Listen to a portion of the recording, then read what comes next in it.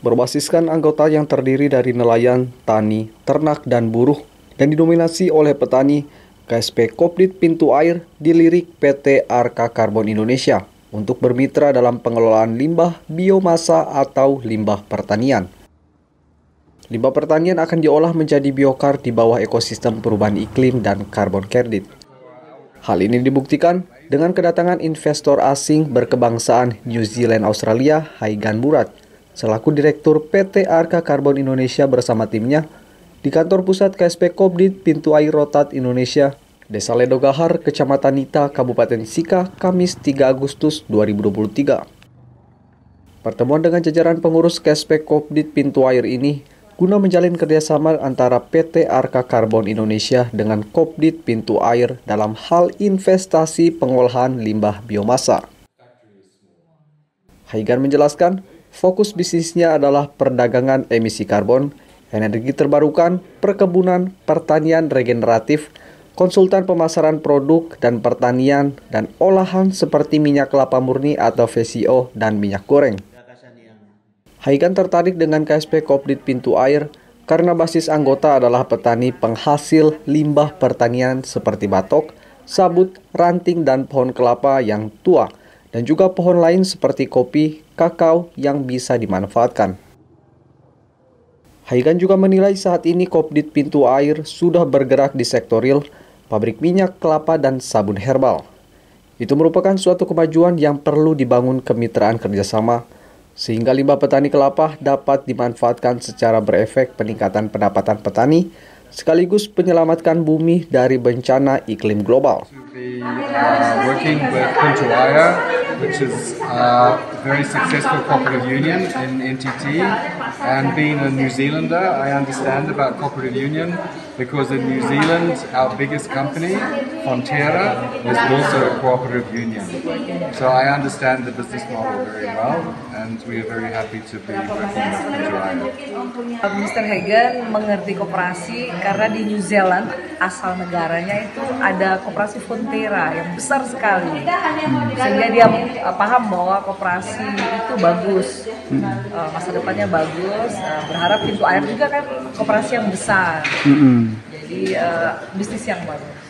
I think for the future of Pintu Air and also for our organisation is to find ways that we can benefit the smallholder farmer membership of Pintu Air by more connection to market, more technology, more value addition, and the processing of waste by us. Harapannya sih Pintu Air di masa depan bisa lebih inovasi, lebih nambah teknologi sehingga anggota-anggotanya lebih mendapatkan benefit lebih banyak dari Pintu Air. Komisaris PT Arka Karbon Indonesia, Giovanni Francis Yuki berharap tahap awal ini ditindaklanjuti dengan penandatanganan MOU antara kedua belah pihak.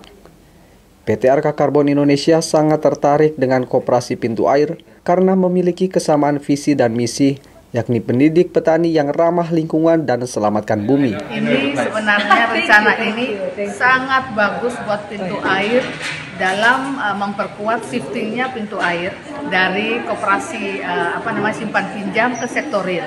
Karena nanti ini akan berhubungan langsung dengan anggotanya, ya, kepada kemampuan produksi anggota. Ya, baik itu produksi food maupun kemudian sampah-sampah yang dihasilkan dari proses produksi pertanian.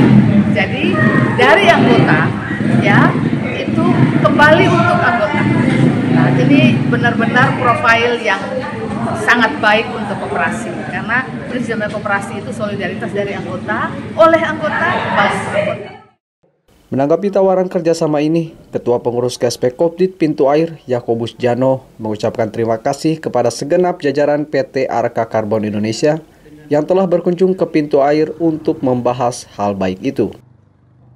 Jano juga menyebut ajakan kerjasama ini tentunya sebuah tawaran bisnis yang baik dan akan mendongkrak pertumbuhan anggota yang ditargetkan 1 juta anggota pada tahun 2025.